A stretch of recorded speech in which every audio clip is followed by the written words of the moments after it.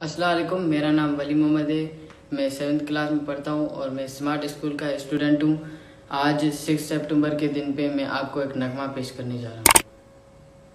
ए राहे हक की शहीदों, वफा की तस्वीरों, तुम्हें वतन की हवाएं सलाम कहती हैं।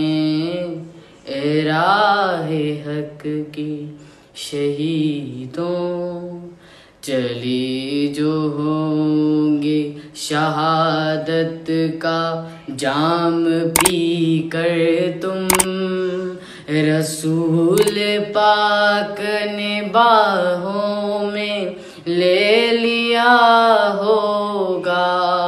अली तुम्हारी शुजाअत पे झूमते होंगे, हुसैन पाक ने इरशाद ये किया होगा। तुम्हें खुदा की रज़ाएं सलाम देती हैं। ए राहे हक के शहीदों।